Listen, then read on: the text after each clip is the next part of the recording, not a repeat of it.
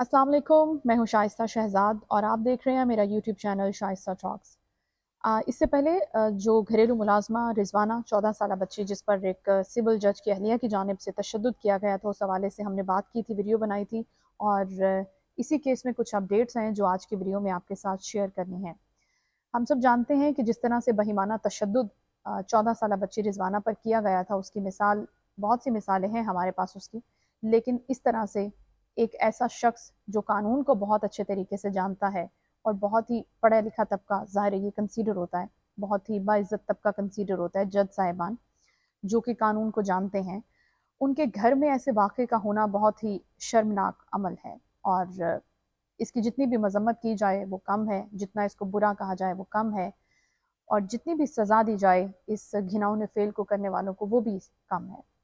क्योंकि एक इंसान एक इंसानियत के दर्जे से नीचे गिर जाए, इससे बड़ी और शर्मनाक बात और क्या हो सकती है। लेकिन हम देख रहे हैं कि बड़ी बेशर्मी से वो लोग रूपोश हैं, अभी तक पुलिस के हाथ नहीं चढ़ सके, इसी वजह से कि जाहिर है कि वो कोई कमज़ोर लोग तो नहीं है। अगर यही काम किसी आम शख्स ने किया होता जिसके पीछे कोई नहीं होता, कोई सपोर्ट नहीं होती, वो एक आम सा बंदा होता, एक गरीब आदमी होता या अनपढ़ या जाहिल शख्स होता, तो सोचें कि अब तक पुलिस ने उसकी क्या दुर्गत बनाई होती और उसके साथ क्या होता। ये एक बड़ा अलमिया है हमारी सोसाइटी का। हमने इस केस की डिटेल्स के बारे में बात करनी है। अब सोमिया जो कि जज साहिब की अहलिया हैं, उनके ऊपर जो इससे पहले एफआईआर दर्ज हुई थी और जो दफात उसमें लगी थी वो काबिल ज़मानत थी और गिरफ्तारी से पहले ही उसकी ज़मानत हो चुकी है। लेकिन अब बताया जा रहा है कि पुलिस की जानिब से, पुलिस के आला अफसरान की जानिब से कि कुछ ऐसी दफात शामिल की गई हैं जो काबिल ज़मानत नहीं हैं। उनके बारे में बात करेंगे, उनकी क्या सज़ा है उन दफात की एफआईआर में, उसके ऊपर बात करेंगे। और इसके साथ साथ हम बात करेंगे आज की वीडियो में कि अभी रिजवाना की हालत कैसी है और डॉक्टर्स का क्या कहना है, क्या पेशरफ्त हुई है इसमें। तो अभी जो मेडिकल लीगल रिपोर्ट शेयर की गई थी डॉक्टर्स की जानिब से, उसमें बड़ी दिल दहला देने वाली चीज़ें भी सामने आई हैं कि उसको कत्ल करने की कोशिश भी की गई थी। क्योंकि जब एफआईआर दर्ज हुई थी तो बताया गया था कि उसके गले पर भी निशानात हैं कि उसके गले को दबाने की कोशिश की गई थी। तो कानूनी माहिरीन का ये कहना है कि इस मुकदमे में, इस एफआईआर में अभी भी बहुत से लूप होल्स हैं, कुछ इस तरह की चीज़ें शामिल की जानी चाहिए थी जो कि शामिल नहीं की गई। ऑल दो की एक नई दफ़ा शामिल की गई है 328A, जिसकी सज़ा हमारे कानून के मुताबिक 1 से लेकर 3 साल तक कैद है या फिर 25 से 50,000 रुपया जुर्माना है। ये दोनों में से एक सज़ा हो सकती है या फिर ये दोनों सज़ाएं हो सकती हैं। ये 328A दफ़ा की सज़ा है।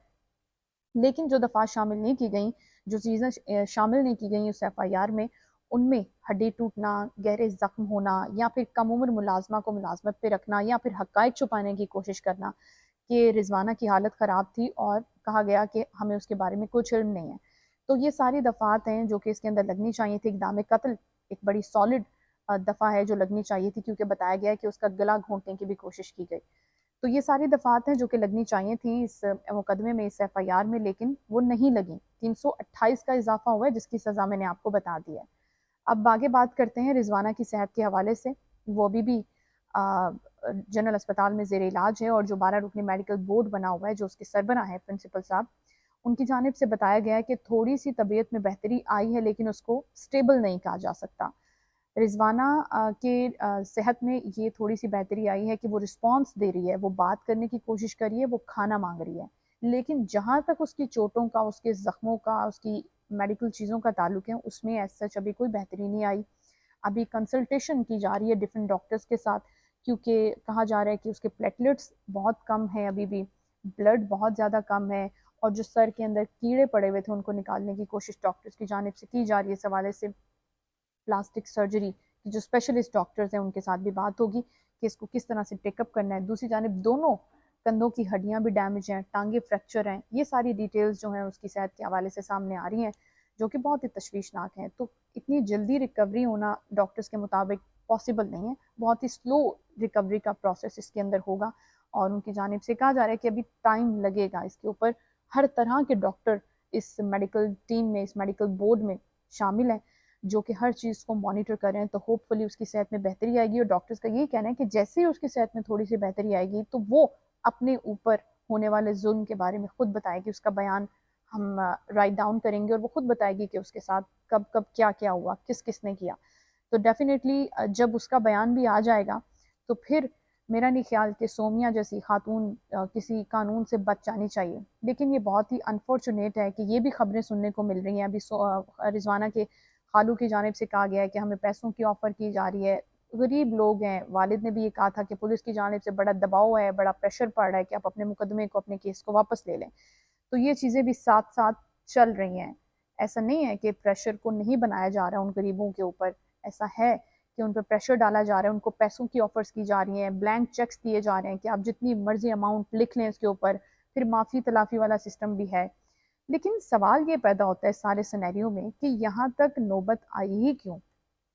آپ کے گھر میں ایک جرم کا ارتکاب ہو رہا ہے، اور ایک ایسا چھوٹا موٹا جرم نہیں ہے کہ کسی کو تھپڑ مار دیا، ٹھیک ہے، کسی بچے کو تھپڑ مار دیا، جرم بھی اس نوعیت کا کہ اس کی جان جا سکتی ہے، اور اتنا بہیمانہ تشدد جس طرح سے بتایا جا رہا ہے کہ خدا نخواستہ کوئی نارمل انسان تو ایسا نہیں کر سکتا، یقینی طور پر کوئی نفسیاتی شخص ایسا کر سکتا ہے جس کو اپنے سینسز نہیں پتا، یا وہ نشے کا عادی ہے، یا پھر ڈیفرنٹ چیزیں۔ یہ سوشل میڈیا پر روٹیٹ کر رہی ہیں خبریں، میں نہیں کہہ رہی، لوگ اس کے بارے میں بات کر رہے ہیں بہت سی، کہ ایسی کون سی چیز ہے جو سومیا جو کہ جج صاحبہ کہہ رہی تھی ان کو ٹریگر کرتی تھی، تو وہ اس طریقے کا تشدد کرتی تھیں ان کے اوپر۔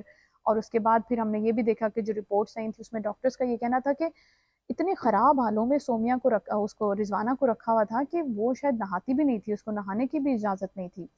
تو ایسی سچویشن کسی ایسے گھر میں ہونا، مطلب ہم تمام لوگ تو اس بات پہ حیران ہیں کہ جج صاحب کا اپنے گھر کا ماحول کیسا ہوگا، ان کے بچوں کی پرورش کس ماحول میں ہو رہی ہوگی، وہ کیسا گھر ہوگا جس کے اندر یہ سب چیزیں ہو رہی ہیں۔